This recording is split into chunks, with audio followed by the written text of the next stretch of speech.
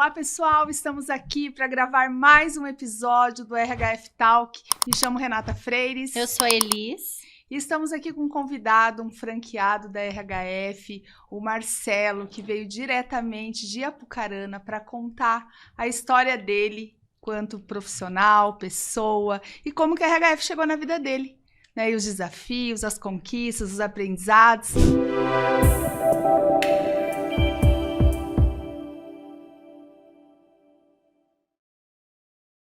Marcelo, obrigada por ter aceito o nosso convite. Bem-vindo. Um prazer te receber aqui em Curitiba mais uma vez. Olha, é sempre um prazer. Obrigado, primeiramente, Renata e Elis, por terem me convidado. Eu estava morrendo de medo que até ontem eu estava sem voz. Você vê que minha voz está meio... Que bom que voltou. Graças a Deus, a voz voltou, né? Eu gosto muito de falar sobre a RHF Talentos, porque realmente... A RHF Talentos foi uma nova fase da minha vida, né? E toda vez que eu tenho uma oportunidade de falar sobre como é que foi essa jornada, eu gosto. Até, a gente estava conversando antes, né? Sim. É muito comum, talvez porque a entrevista que eu dei, vídeo que eu fiz, ficaram, quando você pesquisa sobre RHF, aparece lá no YouTube e tal, e as pessoas me ligam, né, porque tem lá o link com o meu contato, e a gente conversa bem francamente, e eu falo sempre, olha, é assim, é assado e tal. E para mim, realmente foi uma nova fase, não foi uma franquia que eu comprei para ganhar dinheiro, que muita gente compra franquia para isso, né? Para ganhar dinheiro. Não foi. E você, eu lembro quando a gente se conheceu, eu não me lembro o ano que você entrou conosco.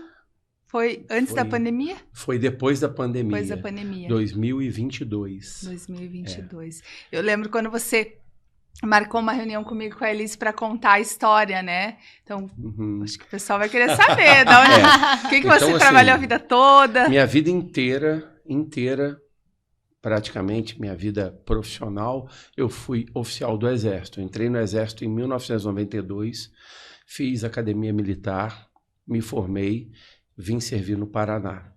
E ao longo da minha carreira, a carreira militar, para quem gosta da carreira militar, ela é extremamente apaixonante. Principalmente para mim, que eu tive a sorte de, primeiro, servir na área operacional. Então, eu servi na parte de operações a minha vida inteira, fui para operações militares a vida inteira e lidei com gente, né? Então, tive oportunidades, por exemplo, de ficar 4 meses lá no Complexo da Maré na pacificação, fazer a segurança de 2 presidentes, fazer a coordenação de uma parte da segurança dos Jogos Olímpicos, dos Jogos Paralímpicos. Legal. E no final da minha carreira, talvez a experiência mais marcante que eu tive, eu encerrei minha carreira em São Paulo e eu fiz a gestão de uma operação chamada Operação Acolhida, que cuida de migrantes venezuelanos que vieram fugidos mesmo, que essa é a palavra, para o Brasil, quando teve a crise na Venezuela em 2018. Então, fiquei 3 anos e meio ou diretamente responsável pelos migrantes que vinham para São Paulo e de São Paulo iam para o resto do Brasil. E ali a gente acha que a gente conhece miséria, mas a gente não conhece. Ali eu vi o que é miséria. Miséria é você não ter de quem você roubar, sabe? Sim. E antes disso, quando faltavam uns 8 anos para eu me aposentar no Exército, e a minha entrada no Exército teve uma influência muito forte do meu avô. Meu avô foi militar a vida inteira, ele era coronel médico e ele foi para a Segunda Guerra Mundial como tenente médico. Então ele foi uma influência muito forte para mim.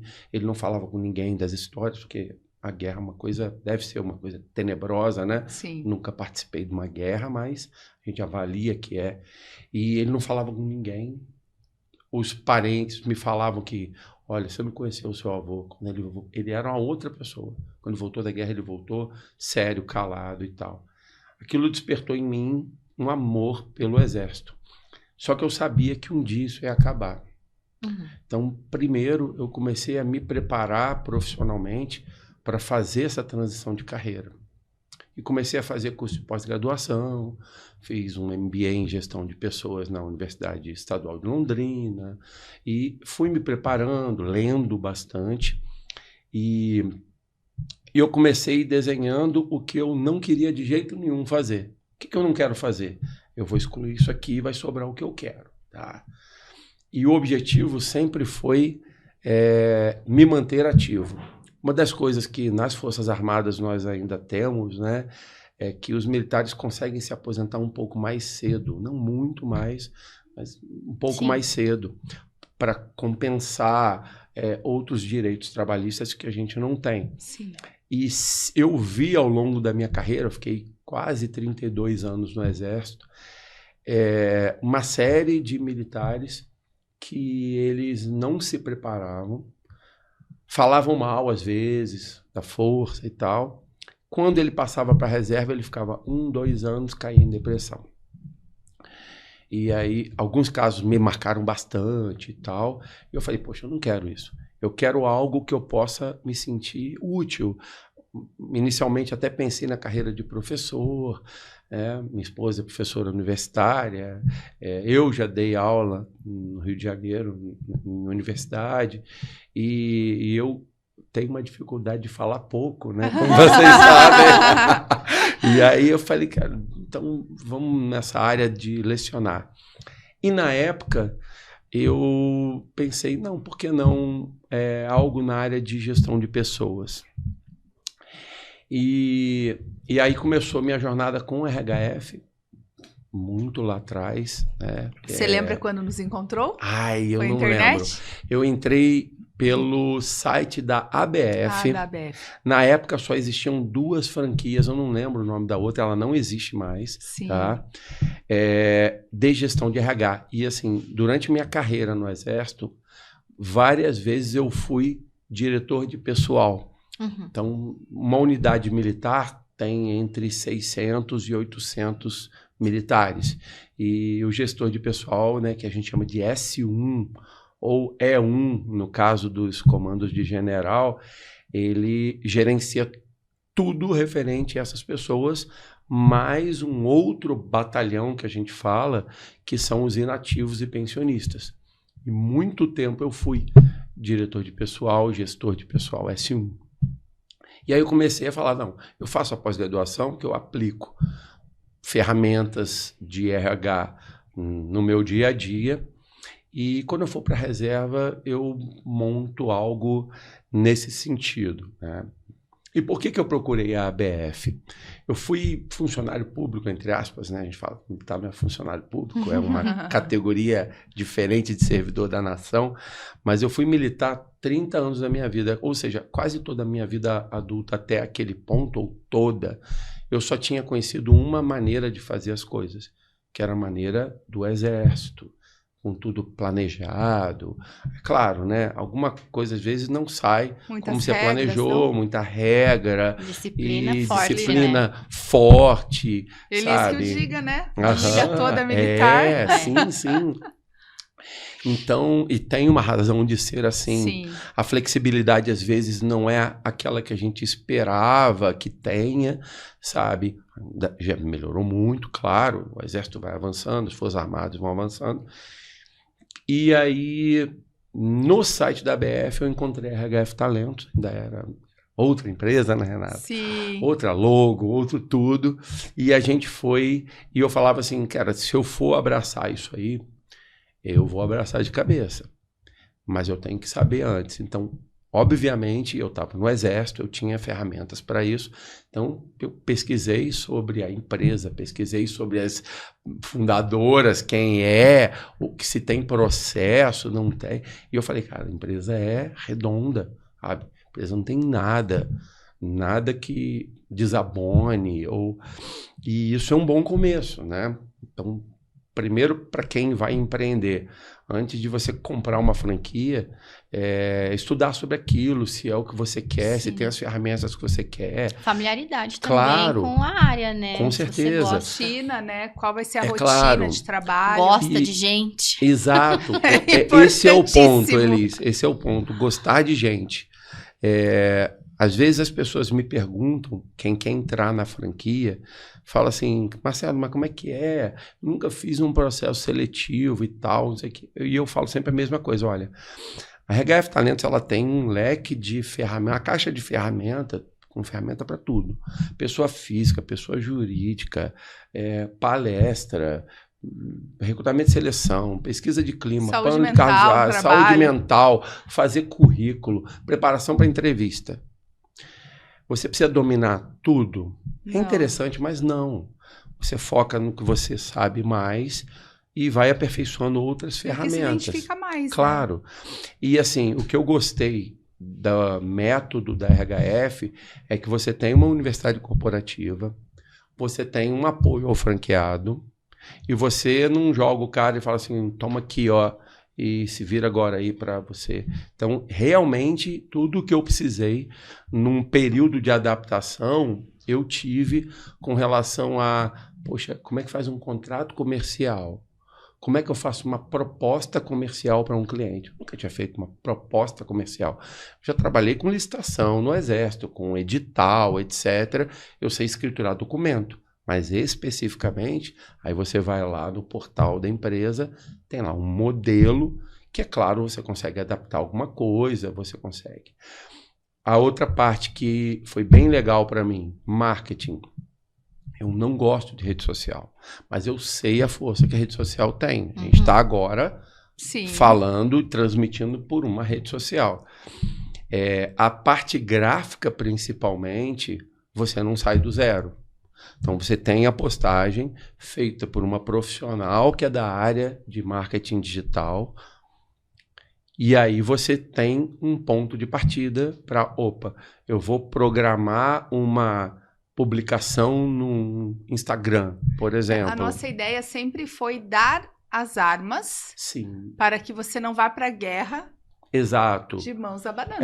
Exato. Mas óbvio que não dá para fugir da guerra. É claro. Tem que trabalhar. Eu sempre falo o seguinte, a parte do empenho pessoal que você tem que ter para poder prosperar na marca, você vê, eu me preparei 8 anos. Eu estudei,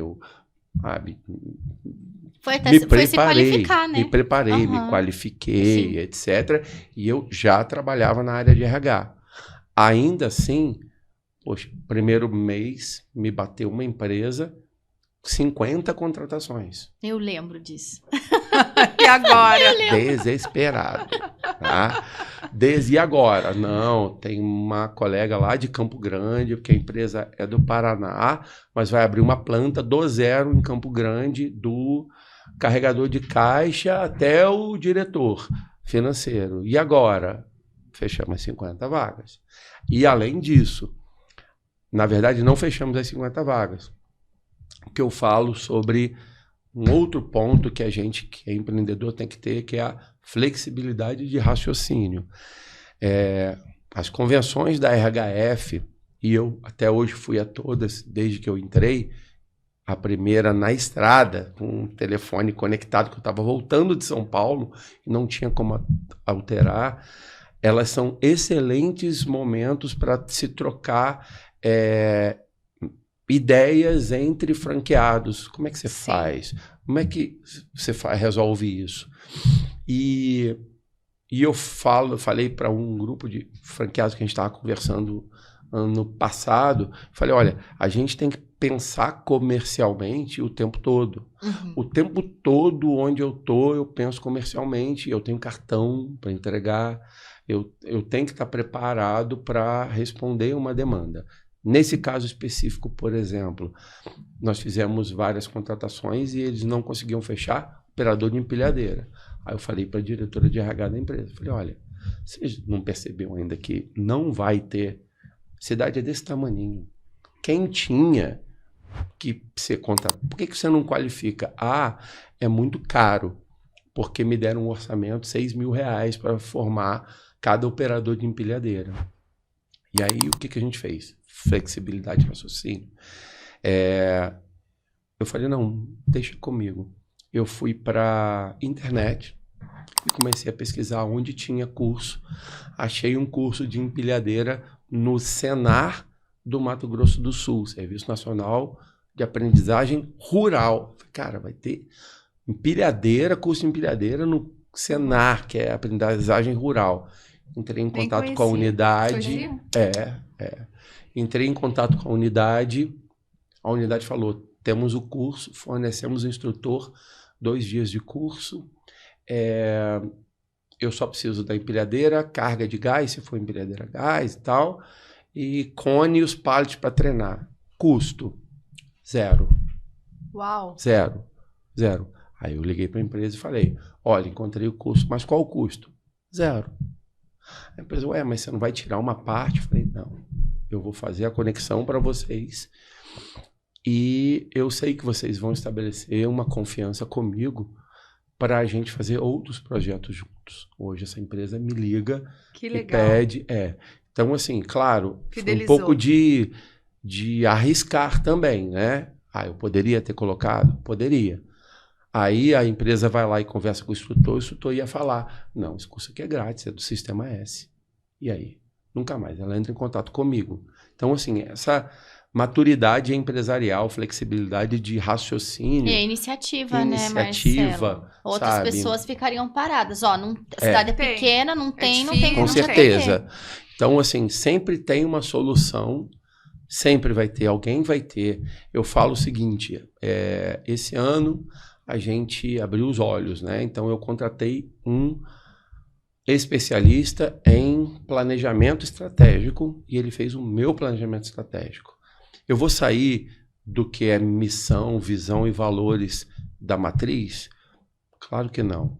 É a mesma direção. Gostar de pessoas, mas a finalidade, por exemplo, da matriz, uma das, que é abrir novos franqueados, captar novos franqueados, talvez não seja a minha. Sim.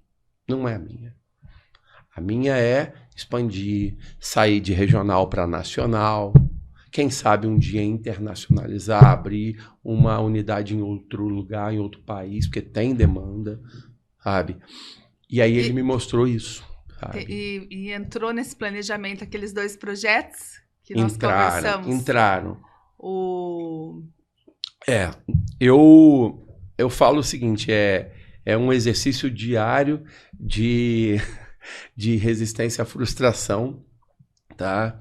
E de se convencer de que mesmo errando a gente aprende com o erro. Vai ter uma hora que a gente não vai entregar nosso melhor.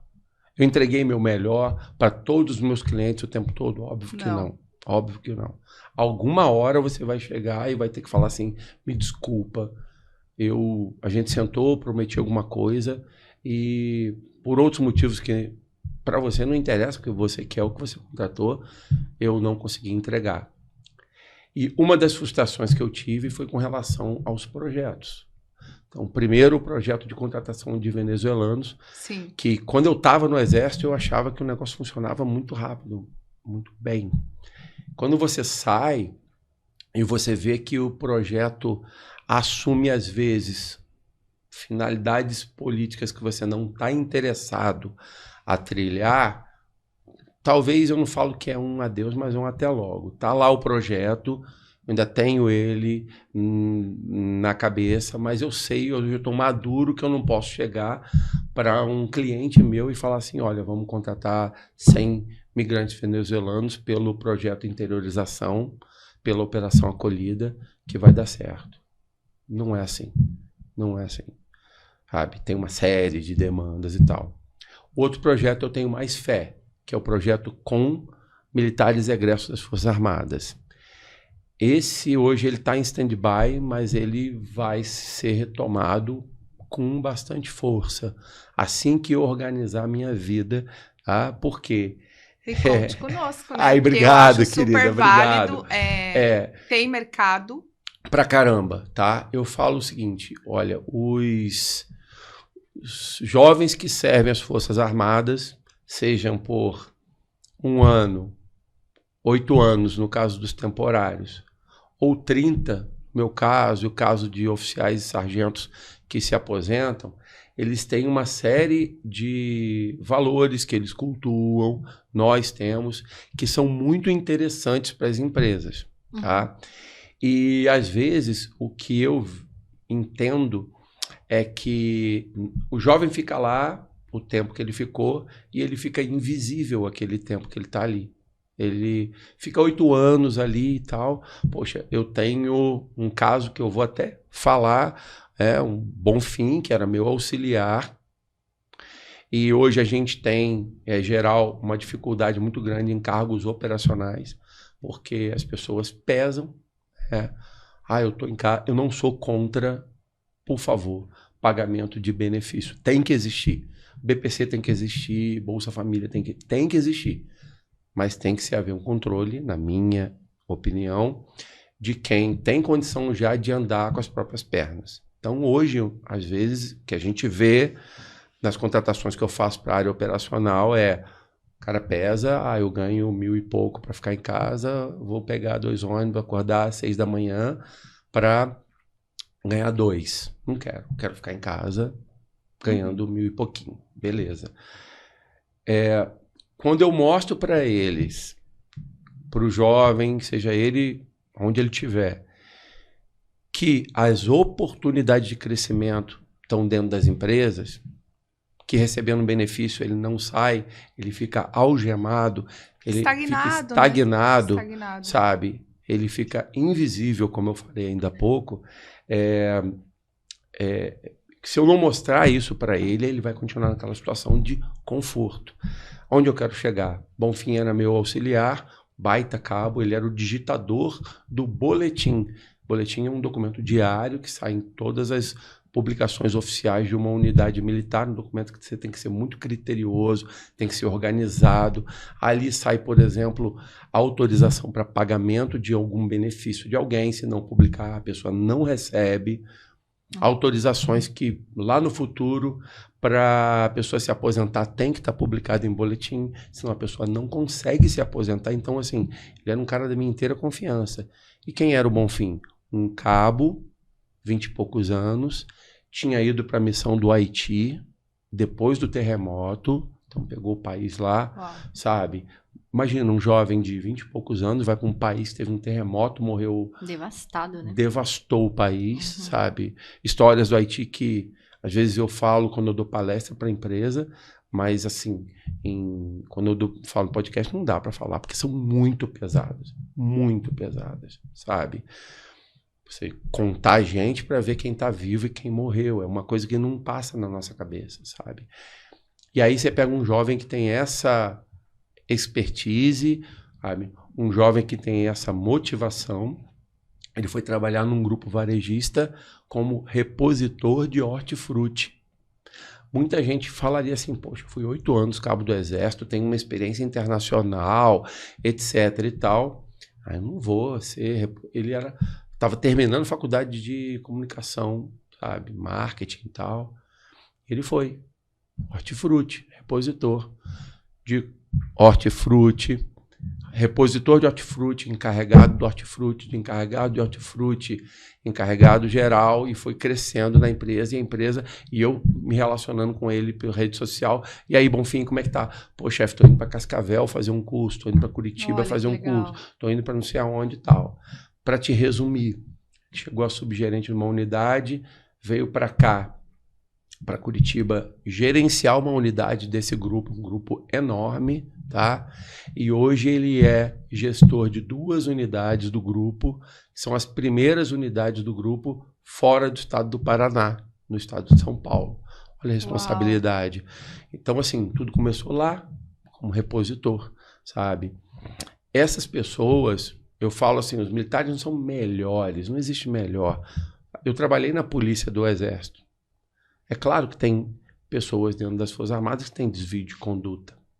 Mas eu falo assim, por que não conversar, aproveitar? Então, esse projeto é um projeto que eu irei retomar, sabe? Irei retomar. E eu falo que às vezes a gente tem projetos e ele não é um adeus, um até logo, porque a nossa vida, né, o Exército ensina a gente, nenhum planejamento resiste ao inimigo, né?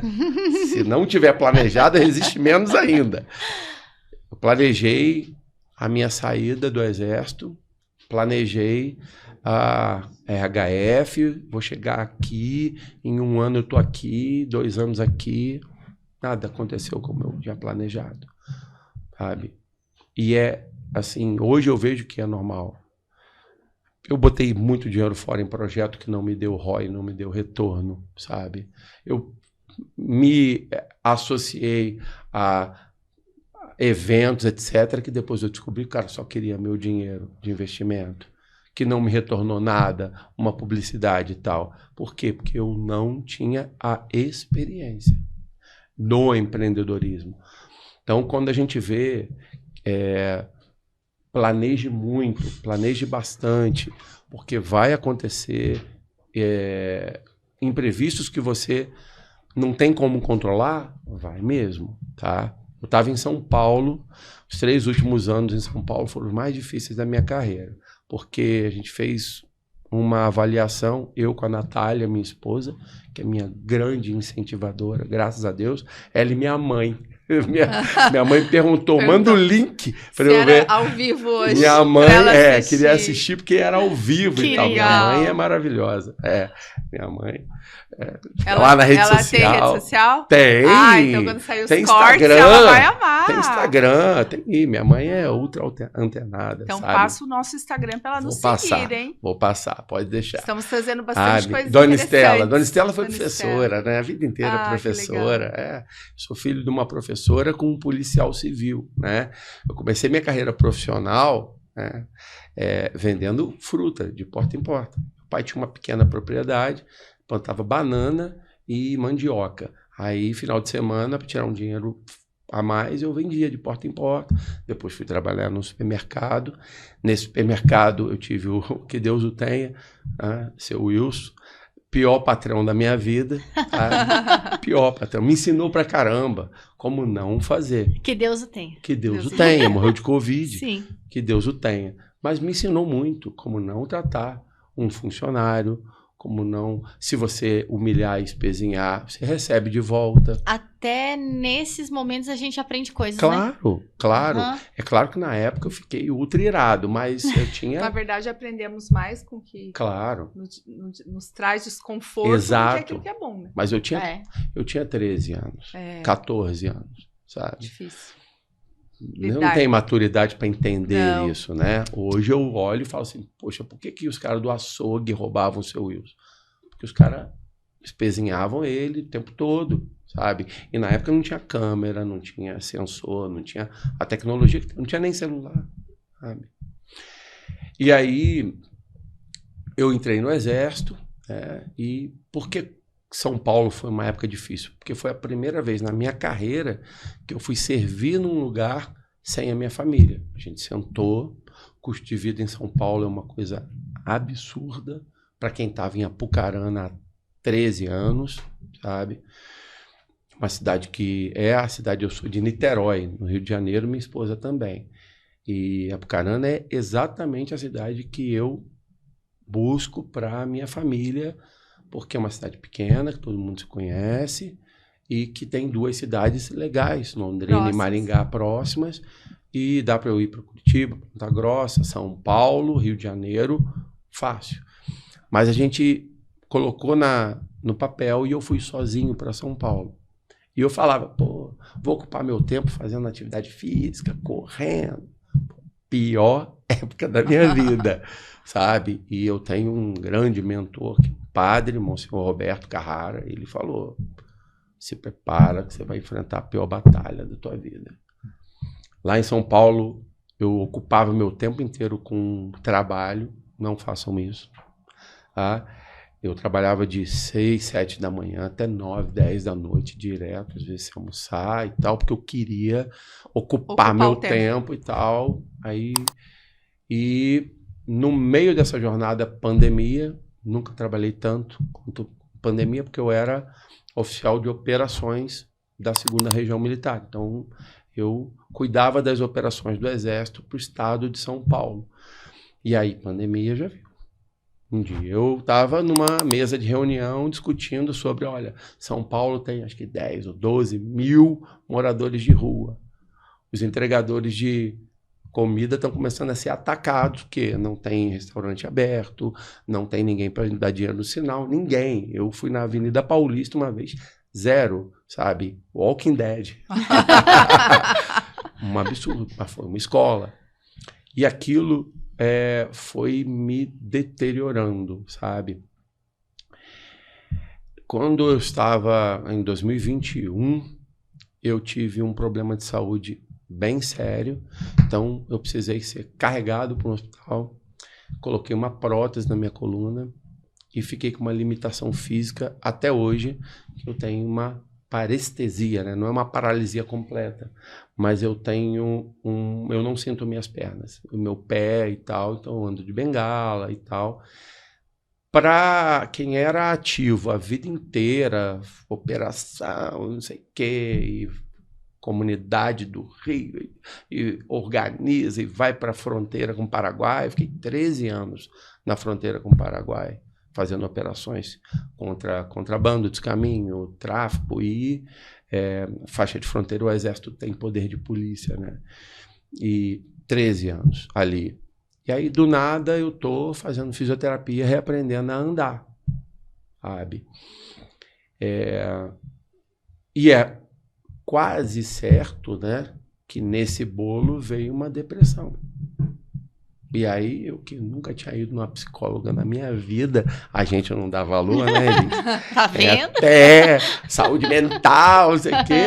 Mas eu nunca fui numa psicóloga, e psiquiatra é coisa de doido, né? Não é. É para todo mundo. É o fundamental.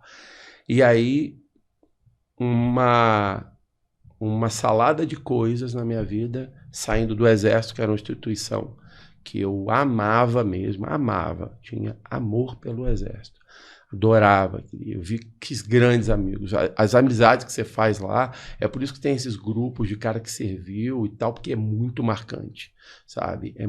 É muito próximo, sabe? É o que eu hoje, cria vínculo, quando eu vou dar palestra em empresa, que algumas empresas, não sei de onde tiro da cabeça, mas me chamam para falar para elas, tá? Eu não falo bem, mas eu falo muito, dá para encher linguiça, né? As convenções de final de ano, sabe? E aí eu falo, olha, não é difícil você pegar aquela união que a gente chama até de espírito de corpo que tem entre militares e trazer para dentro das empresas. Porque quando as pessoas trabalham por aquelas pessoas que estão ali, né? Vocês são exemplo disso, a equipe da RHF Matriz extremamente unida, né? Sim. Extremamente coesa. Sim. As pessoas produzem mais, produzem melhor, porque elas produzem pelas pessoas. Uhum. É uma pergunta que vem sempre, como que elas dão conta? Exato. Mas é o comprometimento. Claro, e tem hora que você tem que falar assim, para e, olha, desliga o telefone da empresa, né?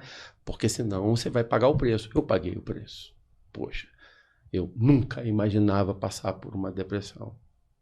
E um belo dia eu levantei, eu voltei a fumar, estava anos sem fumar, voltei a fumar.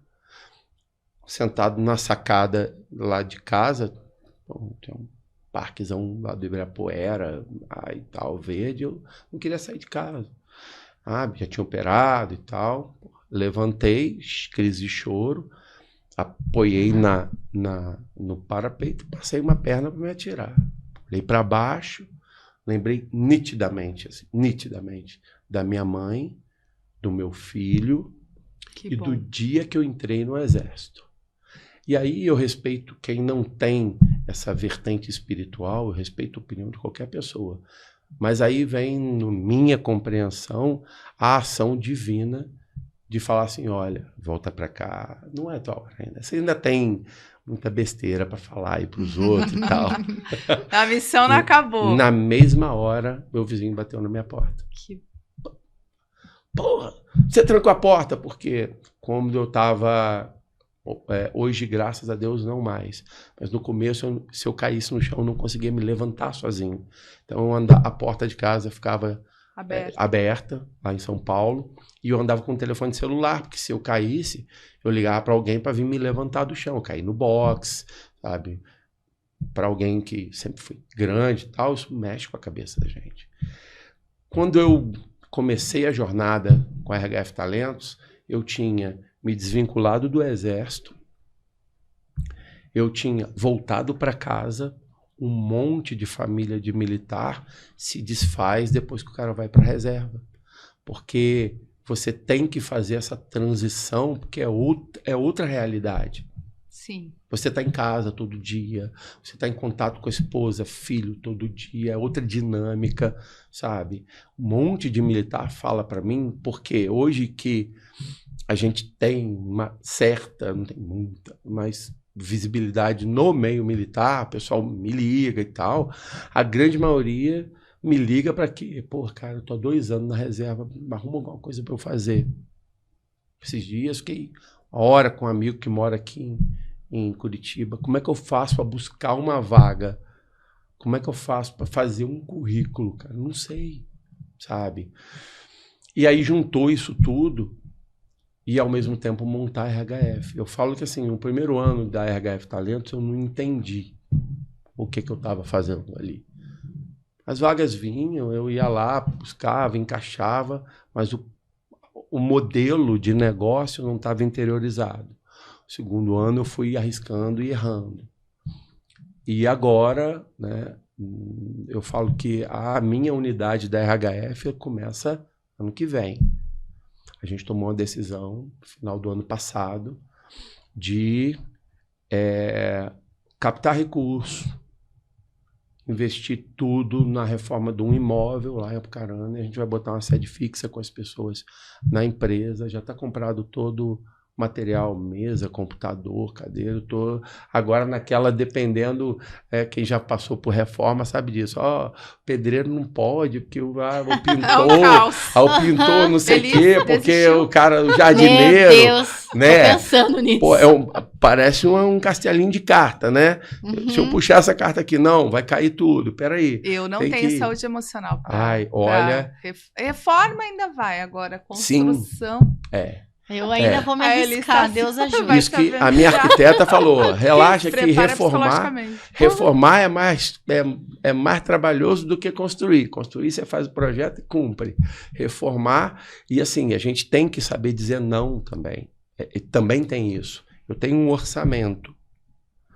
Se eu for fazer tudo que a minha arquiteta, que é maravilhosa, tá? A Suzane Blasius, da Araucária, arquitetura maravilhosa. O projeto ficou lindo. Mas se eu fizer tudo que está no projeto... Você que na inauguração, a sede fica linda. Vou aguardar o convite, meu Marcelo. A sede fica, com certeza, está no projeto. A sede vai ficar linda. Falida, sabe? Vai ficar falida. Vai ficar linda e falida. Linda e falida. Então a gente vai fazendo o possível. Planeja o ideal, executa o possível. E aí entra o Exército de volta na minha vida.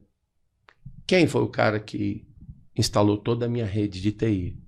Cabo Rollouca, meu ex-cabo auxiliar. Quem instalou o alarme? Cabo Moreno, meu ex-cabo mensageiro. Quem que vai pintar? Cabo Werner. Quando você tem uma rede de networking, seja qual for... Eu estou falando do Exército, mas às vezes você tem alguém que tem uma rede da igreja, da associação comercial. Essas redes de networking são muito importantes. Sim. Os 3 primeiros anos eu fiquei só construindo essa rede, sabe? No começo eu me desesperava. Porra, um mês faz 50 contratações, no outro mês faz 0, paga lá R$300. Porra... Calma, tá. Eu lembro que às vezes você mandava e-mail. Meninas, calma, não tá decolando aqui, eu tô preocupada. Gente, calma, Marcelo, tá tudo bem daqui. Tem um e-mail que todo mês fica a minha desculpa para toda a equipe da Matriz. Minha vida inteira no Exército, quando você é gestor, né, oficial, geralmente está numa função de gestão, eu cobrei documento de alguém. Olha, até dia 10, relatório tal, até dia tal, não sei o que lá. Beleza. Agora eu tô do outro lado da prancheta, né? Todo mês meu e-mail começa assim: meninas, me desculpem. Tá indo agora a documentação para vocês e tal, porque eu esqueci ou não deu para fazer e tal. Mas assim, até isso a gente está planejando, sabe? Dentro da equipe, a minha equipe hoje, tá? Ela é quase 100% formada por psicólogas ou estudantes de psicologia, que eu captei numa universidade local, que eu abri as portas para elas fazerem estágio na minha empresa, e os estagiários de hoje são os meus recrutadores e entrevistadores de amanhã, sabe? Ali é onde eu olho e falo assim, por quê? A Liz é da área, sabe? Eu falo isso nas faculdades de psicologia, quando eles cometem a loucura de me chamar numa semana da psicologia para falar de psicologia organizacional. Não sou psicólogo. E eu falo, eu não quero ter a pretensão de, numa turma de 50 alunos de psicologia, os 50 virem para organizacional. A grande maioria, né? Quer, a grande maioria quer abrir o seu consultório. Sim. E atender. E isso é muito importante. O que eu quero é plantar a semente para eles e falar assim, olha, quem sabe não é uma opção que você se encontra. Porque na psicologia organizacional você une as duas coisas. Você é administrador de gente e você é psicólogo clínico também, quando alguém brigou com a esposa e está se separando e passando uma fase ruim e a liderança dele não sabe como gerenciar aquilo, e você pode usar ferramentas da psicologia para gerenciar aquele momento. De repente, para quem faz a gestão desse momento, não pode não ser tão importante, mas para aquela pessoa vai fazer diferença. E como o nosso negócio é gente o tempo todo, e é qualquer gente, né? Tem gente que acha que tem gente de primeira categoria, gente de segunda categoria, gente de terceira categoria. Gente é gente. Tá? É gente. E se desvestir desses preconceitos, sabe? E realmente acreditar no slogan da empresa, sabe? É muito difícil às vezes.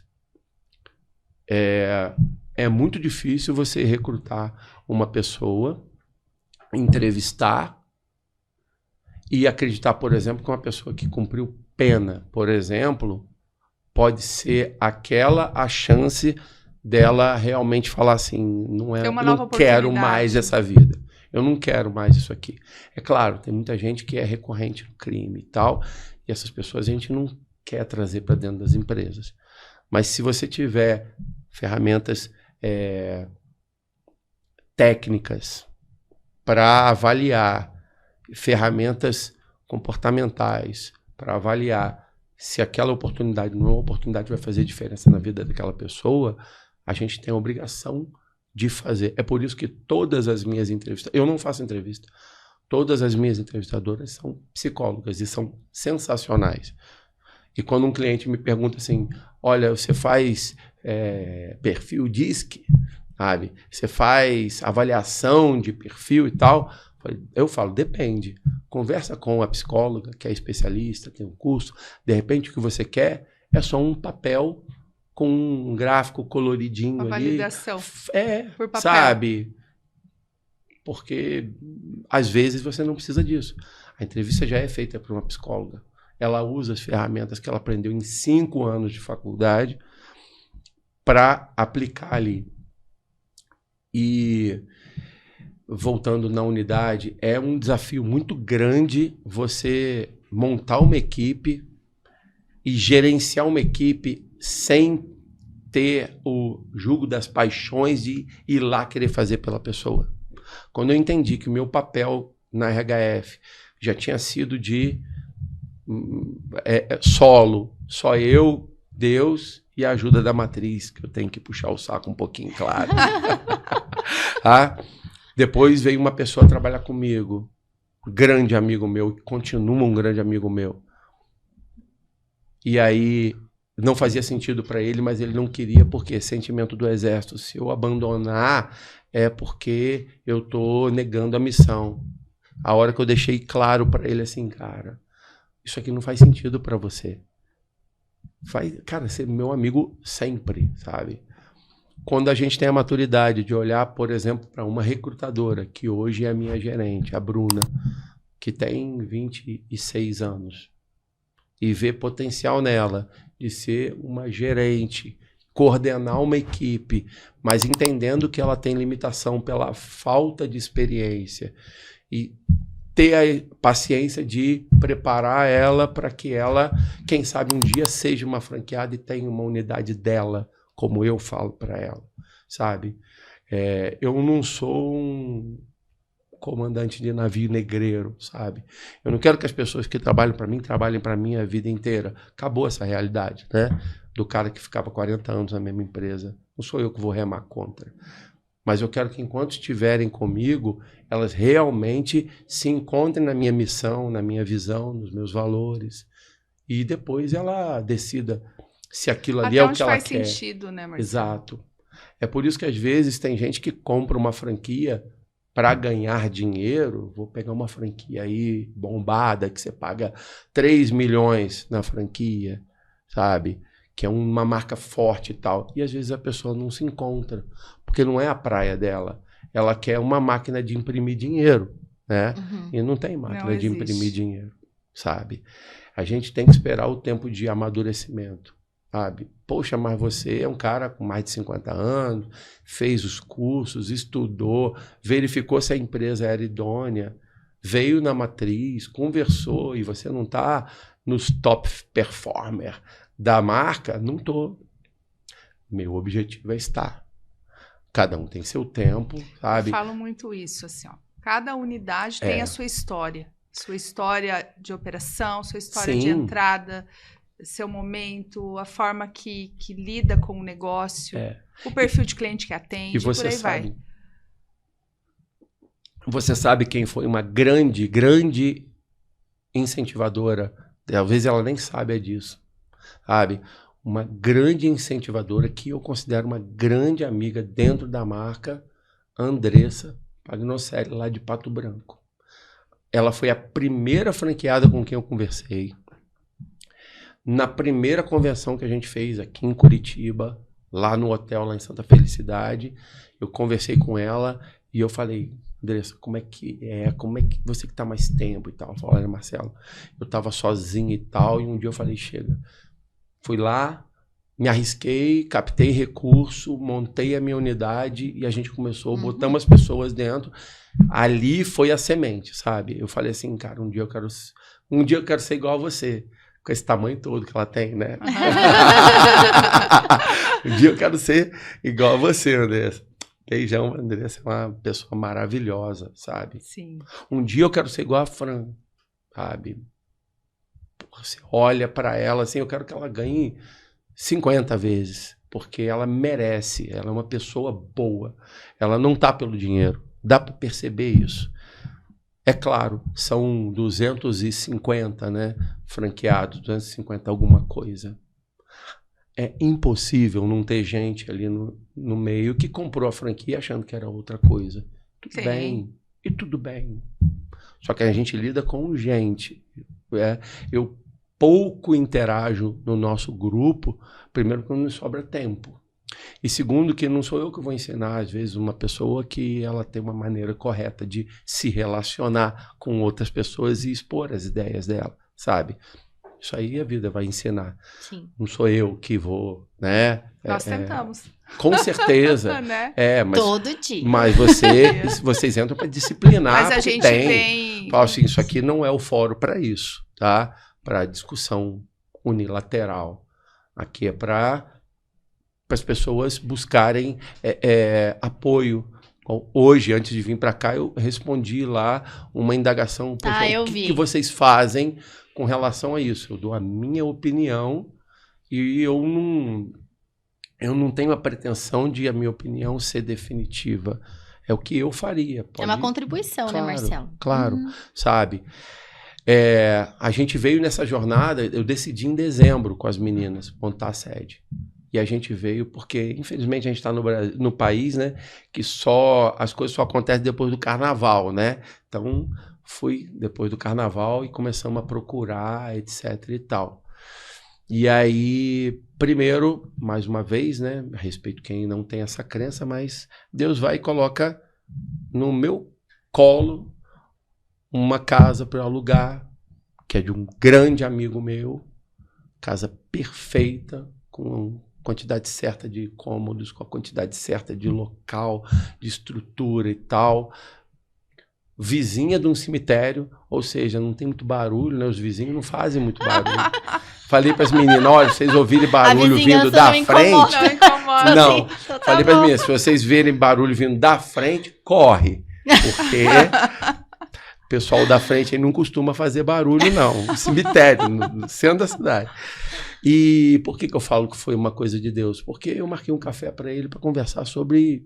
Ele é militar, capitão Sandro, um irmão que o exército me deu, para conversar sobre outras coisas. Ele teve uma experiência de cura espiritual, tá?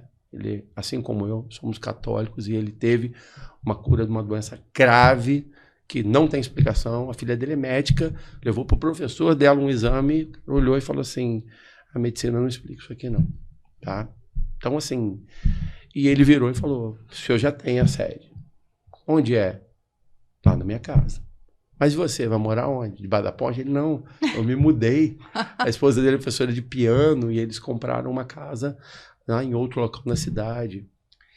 E aí a gente foi, acha casa, acha cara para reformar, acha não sei o quê. Tem que trocar o padrão, porque os ar-condicionados não sustentam o padrão e vocês sabem como é que é isso.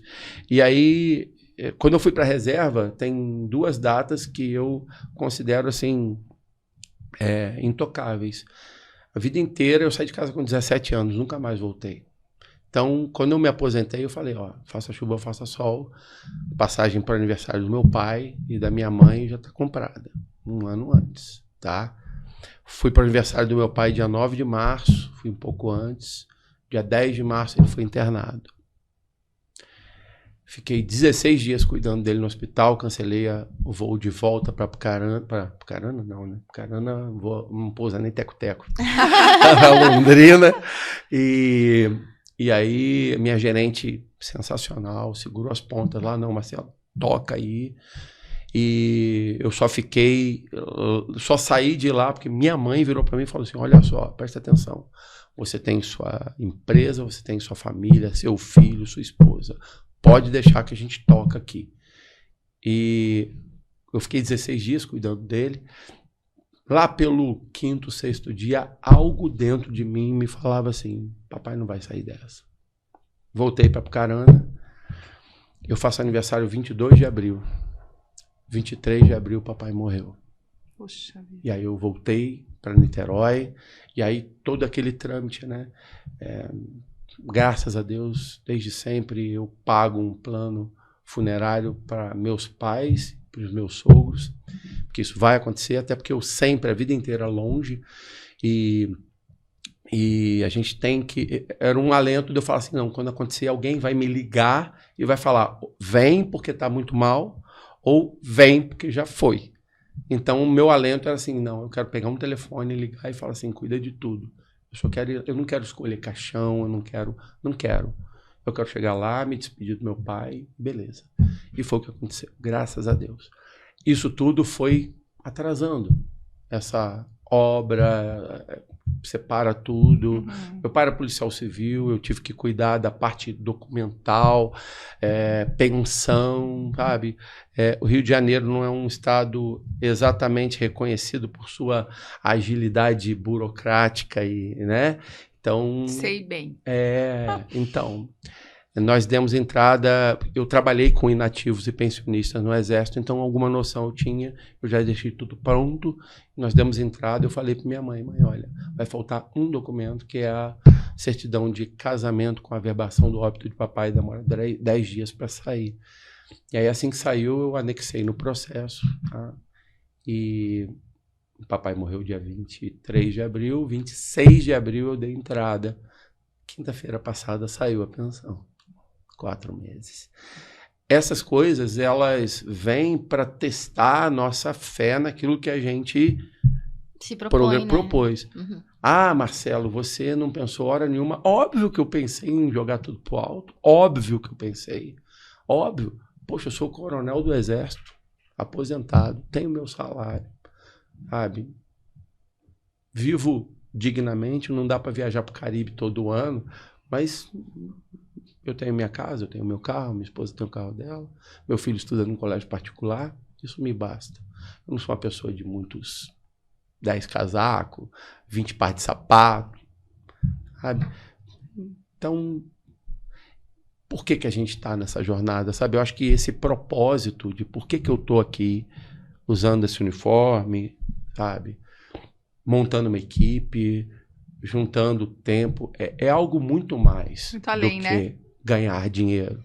Eu cresci como profissional, eu cresci como pessoa, eu interagi com pessoas que gostavam de pessoas tanto quanto eu e pessoas que não gostavam tanto quanto eu, sabe? Ter contato com empresa, sabe, é uma coisa que a gente está treinando um gerente comercial para fazer a captação de lead, para que eu possa ficar livre, entre aspas, para planejar coisas mais estratégicas para a empresa. Porque senão... Você é o comunicador, né, da empresa. Você vai articular.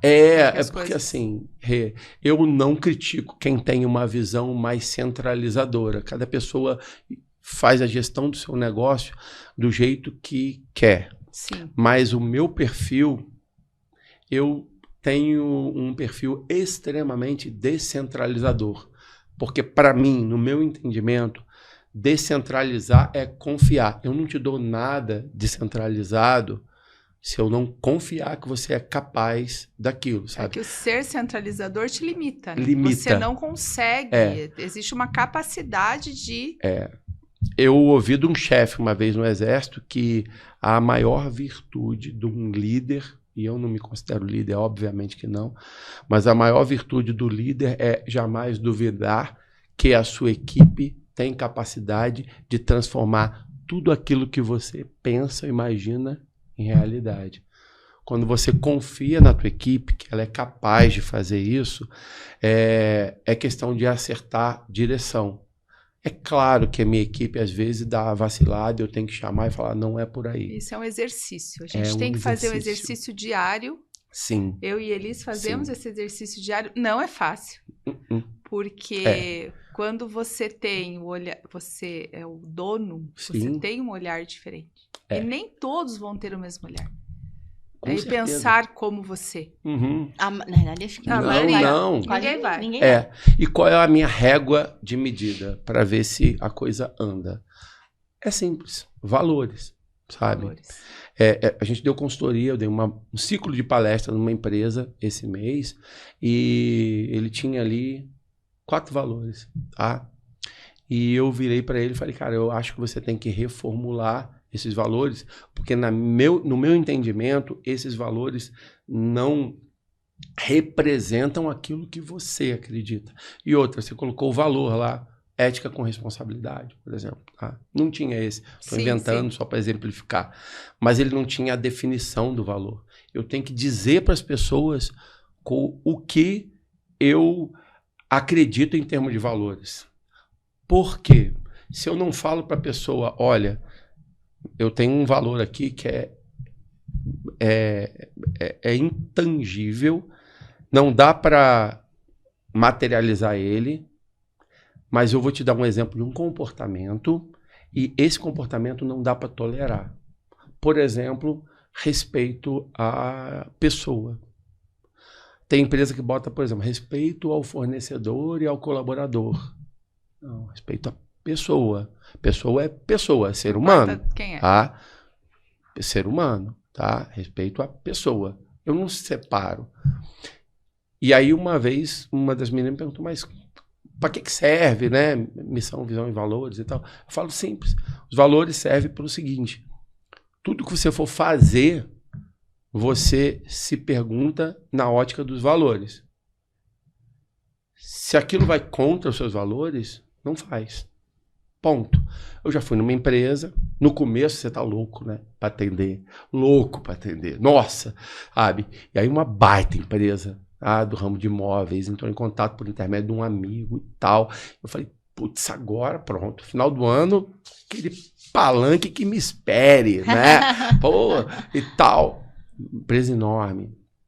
Fui na empresa, o cara mostrou a empresa e tal, não sei quantos funcionários, blá, blá, blá. E me deixou com o diretor de RH dele.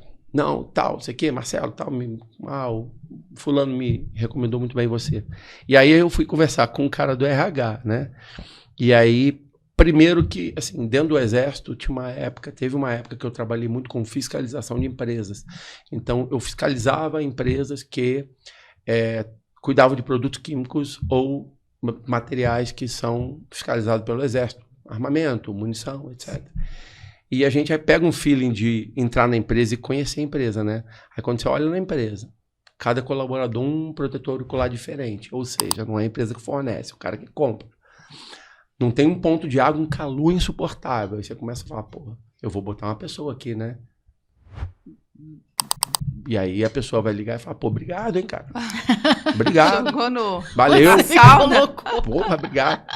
E aí veio a gota d'água, veio a pérola, né? O cara virou para mim, o diretor de RH, e falou assim, olha, você pode contratar quem você quiser, aqui a gente não faz distinção, não tem preconceito, se a vaga é masculina, feminina, que aqui eu preciso de operador de máquina e tal. Só não gostamos de trabalhar muito com o nordestino, porque o nordestino é meio preguiçoso, a gente teve uma experiência ruim e tal. Naquele ponto, eu tenho que me perguntar, sabe? Eu estou no começo, eu quero trabalhar, mas eu estou disposto a abrir mão de um valor. Minha mãe é nordestina. Uhum. Minha mãe é de Natal, no Rio Grande do Norte. Meu pai também é. Eu estou disposto a abrir mão? Não. E aí vem a decisão difícil de você virar e falar assim, olha, muito obrigado, me desculpa, mas não vai dar para trabalhar para o senhor, não. Aí ele, por quê? Não, porque como a gente conversou, eu tenho um corolário, né, igual eu falo, eu tenho um roteiro que eu montei lá no começo e eu falo tudo quando a gente vai fazer recrutamento e seleção. Na mesma ordem para eu não esquecer, sabe? E uma das coisas que eu falo é isso, só usamos critérios técnicos, tá? Não tem como colocar um critério que não faça sentido para a vaga tecnicamente, porque primeiro é crime e segundo vai contra os meus valores. E aí naquele momento eu fui posto à prova, né? Tô começando, eu quero, sabe? E aí eu falei, olha, cara, não vai dar para ajudar você. Não, mas até agora e tal, não sei o quê. Falei, olha, não vai dar, porque o que eu falo para minha mãe? Minha mãe é do Nordeste, minha mãe é Natal. Eu falo para ela o quê? Mãe, tô trabalhando para uma empresa que ela não contrata nordestino, pô. Então, entre ficar mal contigo e ficar mal com a dona Estela, eu prefiro ficar mal contigo. Não vai dar para continuar. Hoje a empresa não existe mais. Por que será? Sabe?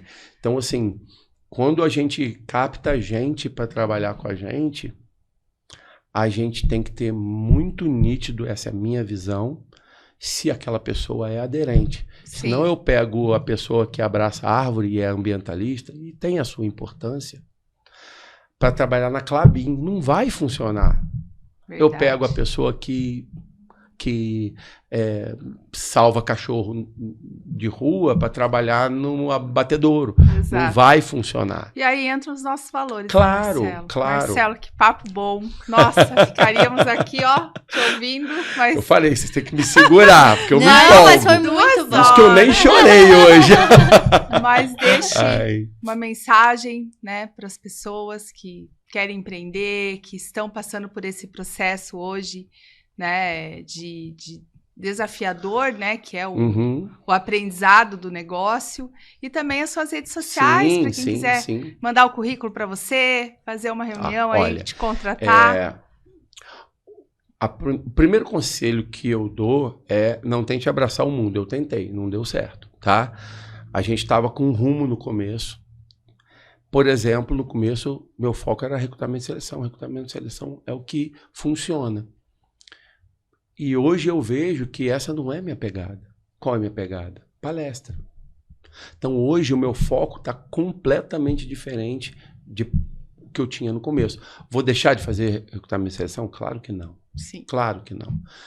Conectar as pessoas é a minha missão. Na missão tá lá, na missão da Regional Norte, Unidade Regional Norte Paraná. E o seu Tá lá. Instagram? Qual que Meu é pro Instagram pessoal te seguir? é o @regionalnorte.pr, RHF Talentos, _ regionalnorte.pr, e o meu, a gente criou um Instagram meu para trabalhar só a parte de Perfeito. palestra, @marceloflavio.rh, tá? Muito bom. Que é um dos 2 perfis, um tá linkado com o outro, etc.